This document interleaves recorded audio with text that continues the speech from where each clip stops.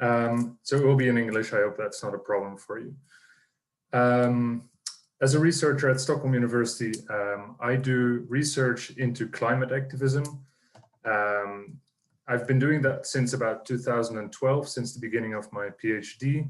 And over the years, I've been doing various research projects on different kinds of environmental activism, and in particular, climate activism. One of my first main projects into that subject was around the 2015 COP21 Paris climate summits and the mobilization of the climate movement around that. And more recently, I've been doing research into the global Fridays for Future mobilizations that I'm sure you're all familiar with. One of my main aims in my research is to understand how different strategies come about in the climate movement, why different parts of this climate movement have different strategic preferences, and how those strategies, what kind of consequences those strategies have.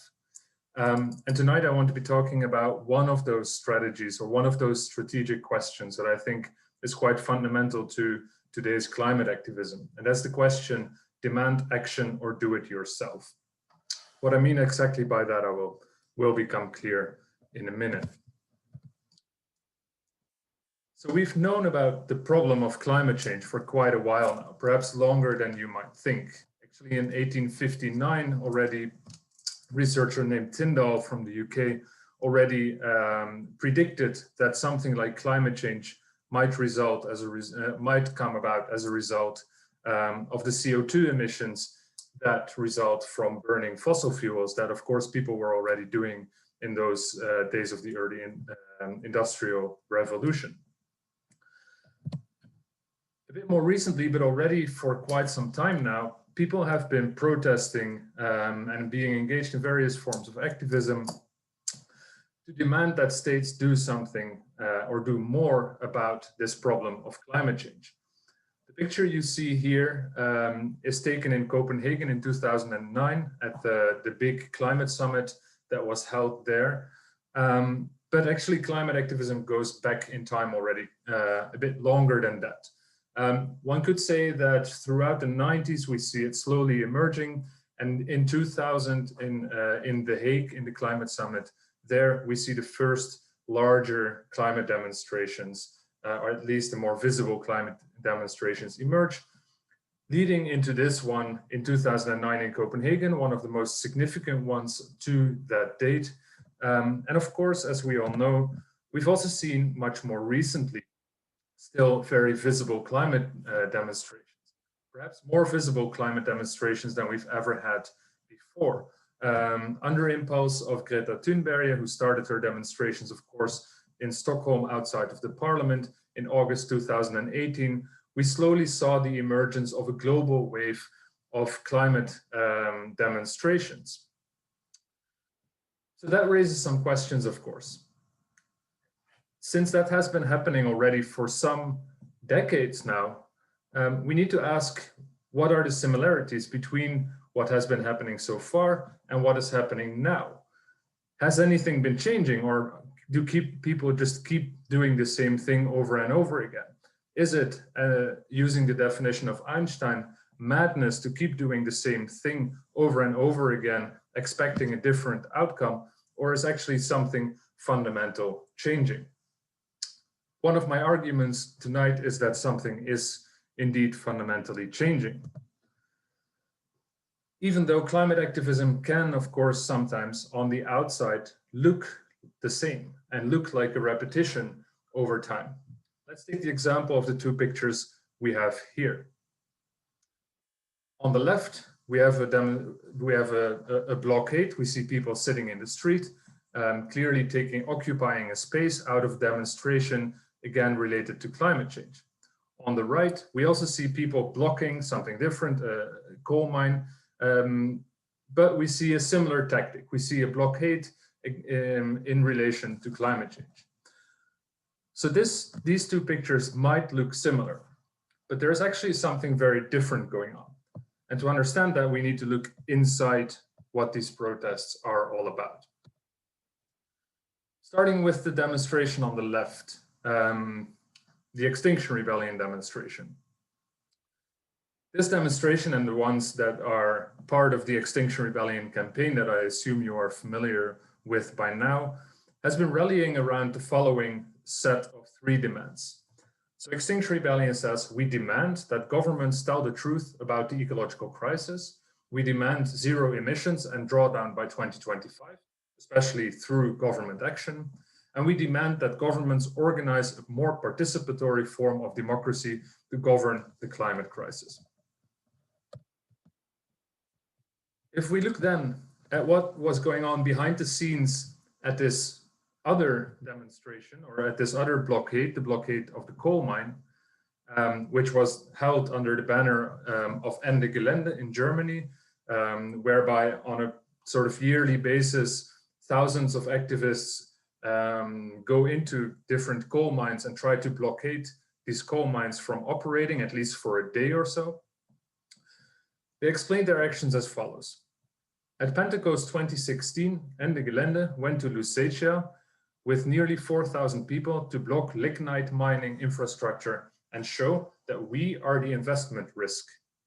This is a very, very different way of thinking about activism. In this case, the activists are not demanding that any state or national government will intervene to do something about climate change. No, rather, these activists are taking matters into their own hands, blocking with their own bodies the production of CO2. So if we compare the 2 pictures again, we still see two groups of people blocking a site, where the ones on the left are raising their voice, making a claim to the state, demanding action. The ones on the right have sort of exited from that process of demanding action and have opted for DIY, do-it-yourself activism instead. And we can make a similar comparison by looking at, for instance, these pictures. Again, the one on the left you're already familiar with, people protesting, marching in Copenhagen in 2009 to demand that the world governments, world leaders take action on climate change. On the right, we also see a demonstration around the climate summit, this time in 2015 in Paris at COP21, the one that led to the Paris Agreement. We see also people demonstrating around the summit, but importantly, the people on the right, or at least the organizers of this demonstration, explicitly wanted to not make any demands from government leaders, because their argument was government leaders will never deliver what we need on climate change. And so we stopped making demands from them, because making demands will only suggest that we believe that they are willing or able to act on our demands. Instead, what we are here to signal is that we take climate change seriously, and that from today on, we will take matters into our own hands through direct actions, such as the Ende Gelände mine blockades, or similar actions. So again, we can say the people on the left are using their voice to make a demand from government leaders. The people on the right have exited from that system of making citizen demands and are saying, we will do it ourselves. We will take matters into our own hands. And that raises some interesting questions about climate activism, because clearly we see 2 very different logics of action. And so some of the questions that I want to be addressing in this lecture tonight is, what does the shifting role of the state in climate activism look like? How can we explain that shifting role? How can we explain that some activists want to target the state, whereas other activists say, no, we will take matters into our own hands? And what can that tell us about the meaning and significance of the climate movement today? I won't be answering those questions literally, but those are kind of the questions that I had in the back of my mind when preparing this lecture. The outline of my presentation will be as follows. I will first introduce you to what I call sort of the traditional model of environmental action, the one that is still focused quite strongly on the state. And also introduce how historically we've gone beyond that model. In the second part, I will be discussing the new arenas of environmental action that emerge and some of the challenges that come with it. And in the final part, I will be arguing that the recent demonstrations by Fridays for Future and Extinction Rebellion reclaim the state or reintroduce the state into climate activism. And I will be discussing how we might be able to explain that and what the results of that process might be.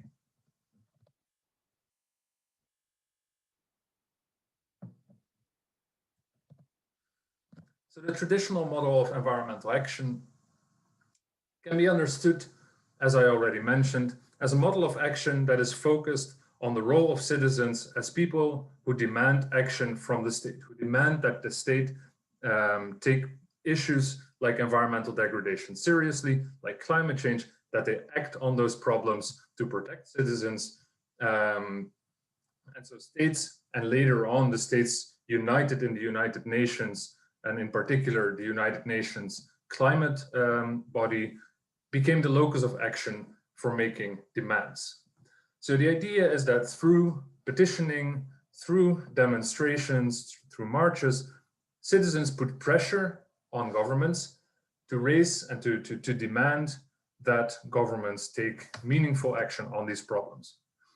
And we see that over time, the movements, the environmental movement, the climate movement, have had some increasing recognition and have been somewhat successful in what they were doing. Environmental movements have been successful in getting environmental topics onto the political agenda, and climate movements have been successful in raising public awareness and political pressure on politicians to do something about climate change. However, as climate activists increasingly noticed over time, this growing willingness of states to do something about climate change or similar problems has not led to the delivery of the kind of change that activists wanted to see. As we all know, there is still an enormous gap between the kind of action that scientists tell us we need on climate change and the kind of action that governments around the world are taking. So it is against this backdrop then that some activists started to question the usefulness of taking the state as a target for action. If the state or the UN, as a body where states are united, are seen as fundamentally incapable of addressing environmental problems, then how much use is it still to try and target them and to put pressure on them? We might be able to get them to act. We might be able to make them willing to act, I should say, activists might think. But if they are only willing but unable to act, then perhaps it's not very useful to target them. And so as a result, we see the emergence of what sociologist Ulrich Beck has called sub-politics. Sub-politics are the kinds of politics outside of the state, the politics in the marketplace, the politics in everyday life. And it is those kinds of politics that arguably become more interesting for activists if they no longer believe that engaging with the state is a very useful way to spend their limited resources. And so as a result, we see the kind of direct action emerge, the kind of direct action that we see represented in Ende Gelände. But also we see a kind of DIY, do-it-yourself politics that we will come to in a minute. It is important to point out at this point that what I am talking about is not anything, no absolute change. I'm not saying that in the old days, everyone targeted the state, and in what followed, nobody wanted to target the state anymore. Already from the early days of environmental activism, people were engaged in, for instance, environmental action in everyday life. People were already engaged with alternative food projects whereby they tried to be more sustainable with their food. At the same time, even the people who are today engaged in the kind of DIY activism that I will be talking about afterwards are often only doing so partially.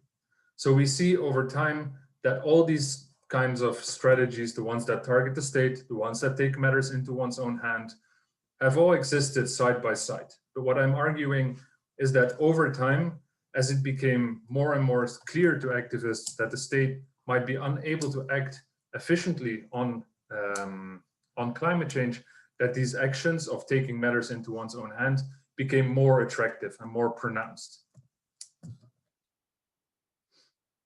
So what kind of action are we talking about then? As I mentioned, we've already talked about the direct kind of action embodied by the kind of mining blockades of Ende Gelände. But what I'll be focusing on here now is rather the environmentalism of the everyday life. And I will also be talking a bit about the challenges of that kind of action, the kind of ways in which it has been criticized as a strategy. So there's various ways in which, as we all know, people can take action for the environment in their everyday lives, in the marketplace, in their everyday behavior. We see people getting involved in community energy projects by which they start producing local clean energy. They might become involved in food projects by which they start producing their own food at a local level. People might become vegetarians. They might buy certain products for political reasons, or they might refuse to buy others for certain reasons. People might start bicycling to work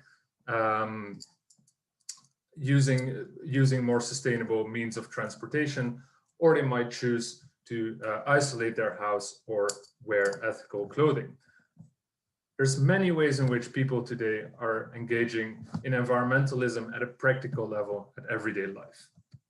And we can to some extent understand that emergence of more and more people taking action in the everyday life as a response to the fact that the state seems to be incapable to do something about our main environmental problems, and the feeling that it might therefore be useless to make demands from such states. To give you an example of what this kind of logic might look like, this is a quote from an activist who I interviewed a few years ago in a research project on one of those everyday life environmental movements. One activist explained, "I wouldn't go as far as to say that engaging in state-oriented politics is useless. Political parties are open to our concerns. In other words, they are willing to listen. But I don't believe in the system's ability to act. Instead, I think we can better do it ourselves." Another example of somebody who sees everyday activism as the answer to the inability of governments to act is this woman named Megan, who writes a book review I recently found online of the book The Power of Just Doing Stuff, which is a kind of handbook of the transition town movement, which was, nowadays it's a bit less famous, but it used to be very famous for organizing these kinds of local, everyday kinds of environmentalism. So in this review, Megan writes, "For me, the transition town movement is one of the best things going on right now, taking a realistic look at peak oil, climate change, and our long-term economic problems, and then finding ways for citizens to take collective action to address all of these together. The message is, think about the world you want to see, one in which these long-term dilemmas are addressed, and rather than wait for government officials or someone else to make it happen yourself with your family, friends, and neighbors." So again, we see very clearly that people engaged in these forms of action see this link between the inability of states to act and the need for them to take matters into their own hands in their everyday life. And while that might sound like a good solution to the inability of states to act, it has also drawn a lot of criticism. So already in 2009, Jensen wrote that consumer culture and the capitalist mindset have taught us to substitute acts of personal consumption for organized political resistance. So they're saying this kind of activism, the everyday life activism, is just making you engage in more consumption. It's just drawing your focus away from real activism to consumption. I recently found this comment by someone, by a Facebook friend who I saw this commenting this on my Facebook wall to someone named Peter. So the person writes, "Thank you for commenting, Peter." Peter had given some kind of an argument about how we should take responsibility for environmental problems in our everyday life. So this person says, "You raise some important issues, but I beg to differ. Abolitionists weren't self-absorbed, beautiful souls consuming slave-free cotton or chocolate. They were abolitionists because they wanted to change the system, not their shirts. Your consumer guilt argument falls short simply because individual purity has never achieved anything other than distraction. So while some people see this everyday kind of activism as a solution to the state's inability to act, other people see it as a very harmful distraction.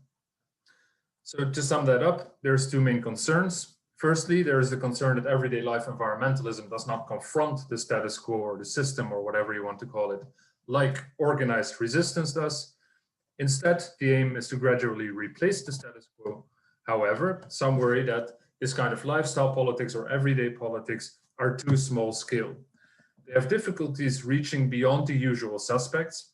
It's only a part of the population that is inclined to engage in this kind of everyday politics, and it is very difficult to get those people who are not naturally inclined to participate in those kinds of actions, to get them involved. And even for those people who are involved, there is problems such as the value action gaps. In other words, people who say they want to consume and live sustainably, often in their behavior are a lot less sustainable than they actually would like to be. So there is some caveats in this approach.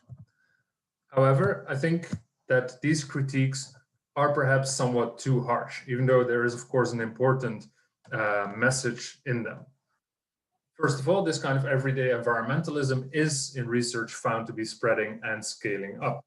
Whether it's going far enough and fast enough is another question, but it's not so that it is just something that a few people are doing. Secondly, activists are actually aware of these challenges and they actively try to deal with them, for instance, by developing synergies with resistance tactics. What I mean by that is that many activists who are mainly involved in this form of everyday solution building, this everyday environmentalism, often know that that cannot be the only way to solving problems like climate change. They know that they also need to challenge political systems to get more large-scale change. And they often organize their alternatives in ways that allow them to bring these two kinds of strategies together. And so therefore, everyday environmentalism does not necessarily replace resistance. Rather, we see that many of the organizations involved in organizing these alternatives also get involved in organizing resistance. And also at an individual level, we see that people who are more likely, who are more involved in lifestyle politics are also people who ultimately are more likely to become involved in things like protesting. So the two are not mutually opposed. But there is some important warnings. And it seems that some of these warnings have been taken on board by people in the climate movement, because recently we've seen the reintroduction of the state into climate activism, even though, as I mentioned before, it shouldn't be said that it has at any point been permanently permanently disappeared, of course. So what do I mean when we might be seeing the reclaiming of the state or the reintroduction of the state?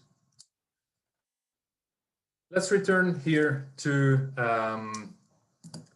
this picture of the demands of Extinction Rebellion. We say that we demand that governments tell the truth about the ecological crisis. We demand zero emissions and drawdown by 2025. And we demand participatory democracy. Clearly, this is very different logic of action, actually one that goes back to what we are used to see in that traditional model of environmental action, making demands that the state plays its role of doing something about environmental problems.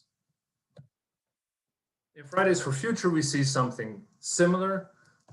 We see that Fridays for Future clearly targets its demonstrations and its actions at government leaders. Think, for instance, about Greta Thunberg, who sat down in front of the Swedish parliament. And the rallying around demands such as listen to the science, it is the politicians who have to listen to the science. There's politicians who are demanded to take action. So how can we explain that kind of shift back to the state? To answer that question, I will be making use of some protest survey data that I've been able to collect together with a large number of colleagues. And across 25 cities in 3 continents, we managed to interview about 5,000 Fridays for Future protesters and about 400 Extinction Rebellion protesters in the UK. And so we know quite well from these campaigns who were involved, why they were involved, what they wanted to achieve, etc. So based on those data, I will be discussing in this last part of the lecture what role the state plays in these campaigns and how we can explain that role. First, let's look at these figures. You need to focus on the orange dots. This question asked people to what extent they agreed that the aim of the protests, of the Fridays for Future protests, was to put pressure on politicians. Looking at those orange dots, we see they indicate to what extent people agreed, how many people agreed or strongly agreed that the aim of the demonstration was to pressure politicians. As we see in these orange dots, there are in almost all the cities where we did our research, very close to 100%. It seems that the focus on the state is indeed back, clearly. So how can we explain that? And by the way, this was very much the same in Extinction Rebellion. And I have 3 possible explanations that I want to go through with you here.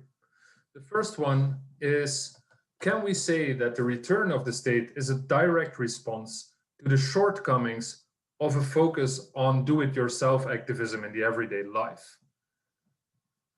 Or secondly, might it be that because there is a lot of newcomers to climate activism in groups like Fridays for Future and Extinction Rebellion, that those people are simply not disenchanted yet, that they have not yet been disappointed by the state, and that it is only time before they find out that the state is unable to act on climate change.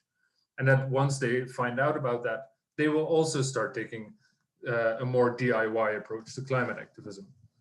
Or is it the third option, namely that moralistic instead of instrumental framing is taking a more central place in climate activism, making the question who ought to act, whose responsibility is it to act, more central, rather than the question of who is most likely to do something about it. So let's look at that first option. We see here the results of the following question, again asking participants in the Fridays for Future demonstrations to what extent they agree with the statement that climate change, stopping climate change must be primarily accomplished through voluntary lifestyle changes by individuals. Again, the dots indicate how many people, both adults and school students, agreed with this statement. What we see here is that school students in many countries were quite positive about this idea, that they were often in quite strong agreement with the idea that lifestyle change was an important answer to climate change, but it also varies a bit around the middle. There's quite some distribution, so there's quite some disagreement about this statement.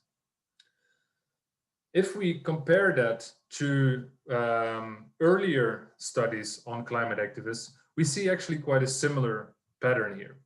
So there is some undecidedness about to what extent lifestyle politics are a good answer to climate change, but we cannot really say that over time people have become more skeptical about this.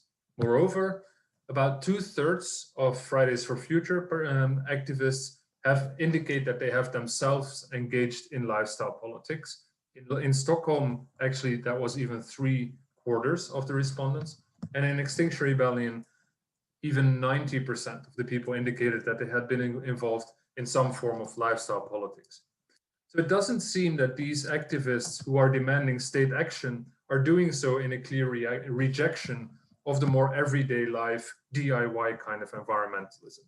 So I think we have to look towards the second possible answer, namely that these newcomers in activism are largely detached from previous movements, that therefore they have not shared in this disappointment of previous campaigns, and that therefore they are not yet convinced that the state is unable to act. And that therefore their disenchantment still needs to come, and that afterwards they will become these kinds of DIY activists. Firstly, we find that about 38% of the participants in Fridays for Future, when we interviewed people in March 2019, were first-timers. That's less than half the participants, but it's much, much more than what we found in previous protest demonstrations. Between 2009 and 2013, a large team of researchers did similar studies with a range of topics, and they found that 10% is a typical number of first-timers, so people who for the first time in their lives are participating in a demonstration. In Fridays for Future, again, we found this to be 38%. Less than 10% were active members in environmental organizations, and 8% was recruited by environmental organizations. Most people were newcomers, they were mobilized by their friends, and they were largely disconnected from environmental organizations. So this idea that we have a group of newcomers here, who therefore might not yet be disenchanted, might hold true. However, we also ask people participating in the Fridays for Future demonstrations the following question. Governments can be relied on to solve our environmental problems. To what extent do you agree or disagree with that? Now, there's a lot of numbers in this slide. What you basically have to look for, or what you basically should see, is that there is a lot of red. All the red means people who disagree that we can rely on governments to solve our environmental problems. The green means that people think that we can rely on governments to address our environmental problems. Clearly, we see a lot more red than green.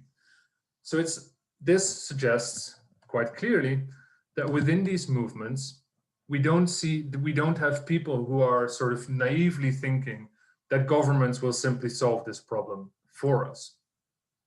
So the second idea, that we have newcomers who still need to be disenchanted, doesn't seem to hold true. We have newcomers, but they are not naive. So what about the third possibility then? The moralistic framing of the new climate activism.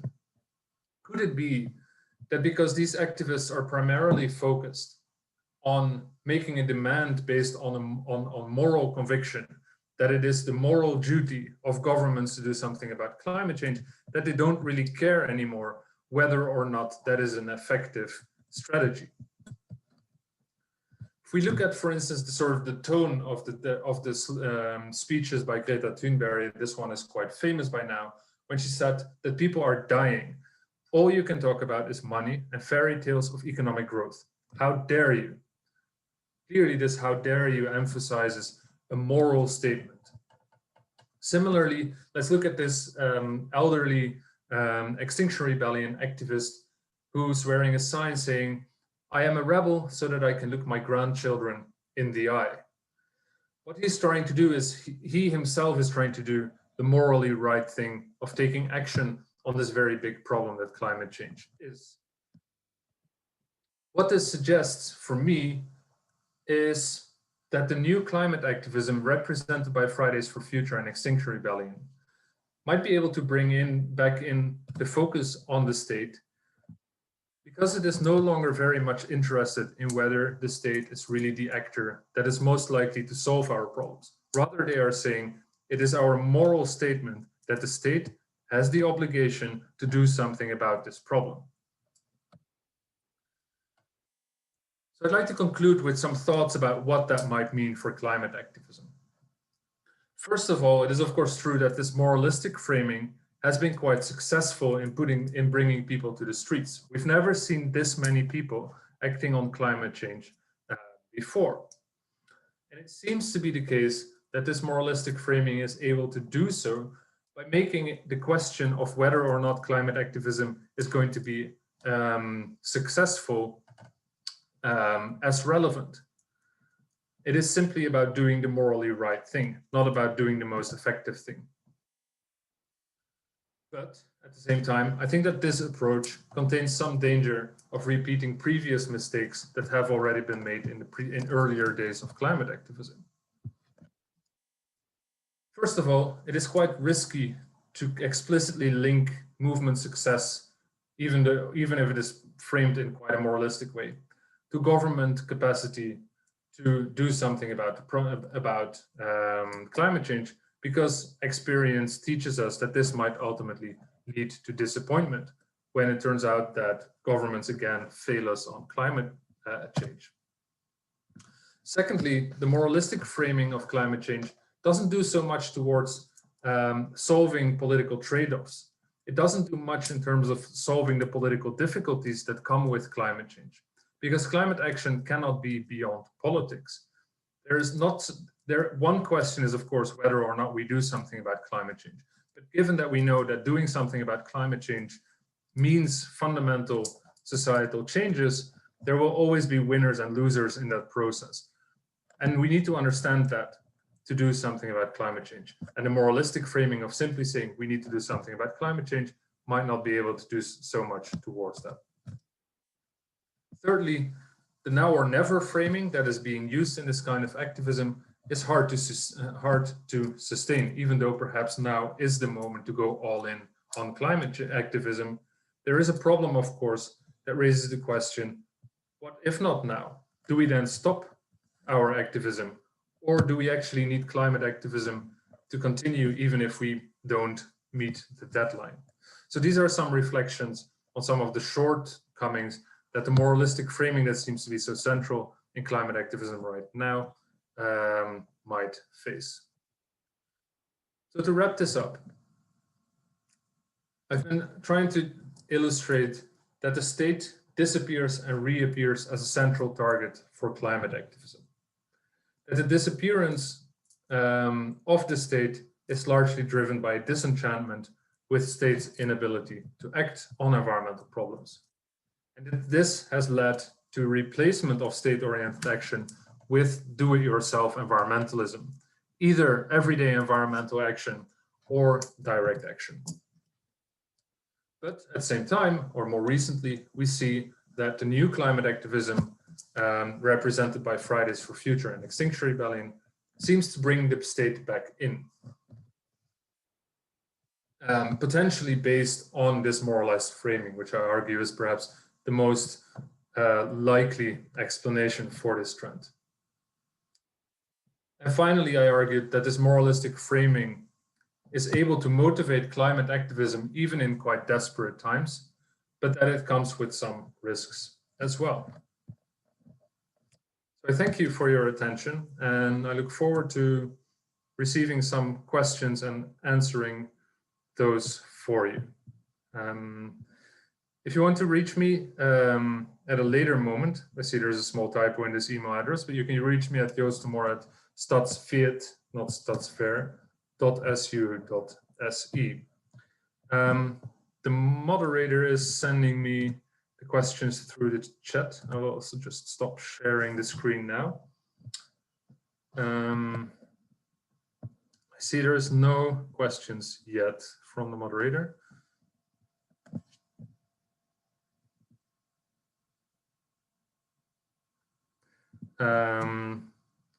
So I think we can, I don't know if we should wait a few minutes to see if anything is coming in. Perhaps some people are typing questions right now.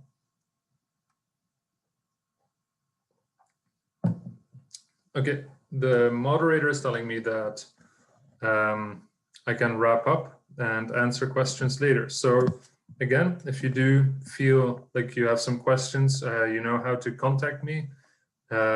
Feel free to contact me with questions. I'm happy to answer those. So thank you for your attention tonight. And I hope this was a useful lecture for you.